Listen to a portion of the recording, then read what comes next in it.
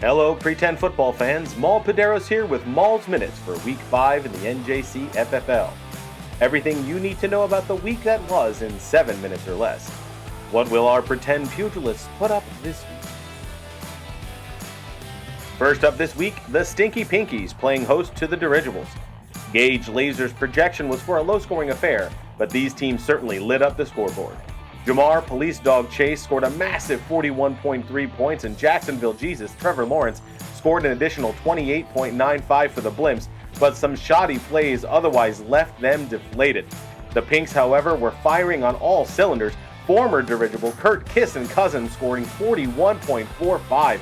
Brock O'Leary Browers added an enormous 22.7, and the Dream Kareem Hunt went off for another 18.2, and the Pinks win the battle of the overachievers. Pinks 127.35, Dirigibles 113.15. Coming off of a big win last week, the Roswell 51ers had to be supremely confident heading into their matchup against the Georgia O'Keeffe Vagina Flowers. Glazer predicted an easy win, but this is why the pretend players play their pretend games. The 51ers were led by the villain, Patrick Mahomes, who after turning his back on all that he cared for about last week, went out and had his best game of the year at 18.75 points. Oily Derrick Henry rushed for 18.1 more, and Wakanda's finest Wan'Dale Robinson added 13 additional. But some other inconsistencies had them falling short of their projection.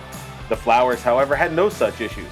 They were clearly fertilized heading into the game, with Darnell Mooney scoring 27, Ramondre Steamroller Stevenson getting 17.2, and even Younghoe Koo went off for 13.9 kicker points. Yeah, dominant performance from the Petals.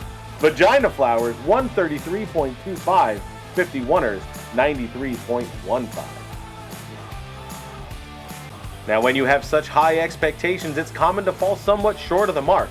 That's true of Coach Dan and his heartbreak, and definitely untrue for Coach Eric and Get to the Choppa. These teams on opposite ends of the table, and what we assumed what would happen did indeed occur. The lowly Choppas were led by Garrett Throw It To Me Wilson, who scored 22.6, while Jaleel the Leprechaun McLaughlin rushed for 10 more. But when your hopes and dreams are tied to washed Aaron Rodgers and Breece Hall monitor, you're bound for a beating. Hell, Coach Eric still played CJ Mosley despite him being inactive for the game. Sheesh! The Heartbreak continued to rely on name-stock darling Rashid Shaheed, who scored 24.4 points. Jaden Danielson also led the team with 26.1, with big point totals for Terminator Connor and Terry McLaurin. Heartbreak with the walk-off, 127.8. Choppas, 79.3. You know, sometimes pretend football just isn't fair. In fact, sometimes it sucks. And you're made to believe that you suck. But here's the silver lining, my friends. Sometimes you just have to suck less than the other guy. Case in point, when Nippon International Corp... I don't know, it's a lot of words. They traveled to the Beaver Dam to hunt the Cooter Institute Beavers. Nearly 60% of the Beavers' points came from the combined effort of DeAndre Swift-Wind and Jordan I'm in Love with a Stripper. Every other Beaver, all 7, fell behind their projection. Now, to be fair, Nick Cage didn't do much better. Yes, Mike Evans scored 20.7, and Captain Kirk barely edged his projection. But again, all else was misery. It was the bench blues, however, where this tale is truly told. Joe, the Groundhog Burrow, and his 41.7 points were left on the pine for the Beavers, resulting in a devastating loss. Nick Cage, 76.2. Beavers, 68.2. Soul crushing.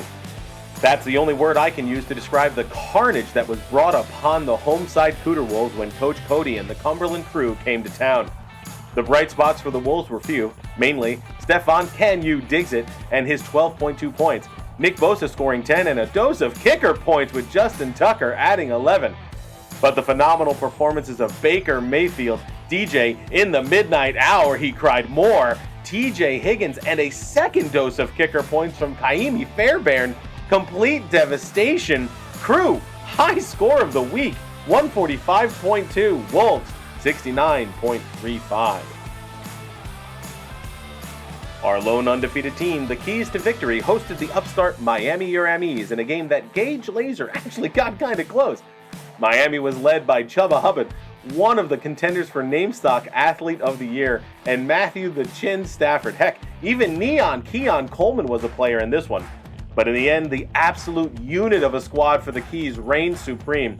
Austin Eckler scored 17.3 points, and Caleb Manicured Williams had his best pretend game ever, scoring 28.6.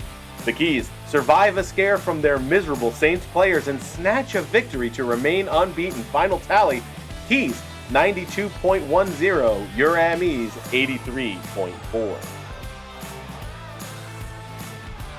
And that's another week in the book, PSBN fans. Stay tuned to the channel as Syke and I break down the matchup of the 2-2 Sharksville Gravy Legs and the 2-2 Droppin' Loads, as well as the 4-0 Tombstone travel to the Blue Oyster to face the 1-3 Funky Butt Lovin'. If you enjoyed the show, please take the time to click that like button, subscribe, or leave a comment. We live for your feedback, and it helps us make this the best slate of programming for you, our loyal viewers. 5 weeks down, and there's still plenty of pretend football hijinks ahead. I'll see you next week as we break down all the action for Week 6 in the NJCFFL.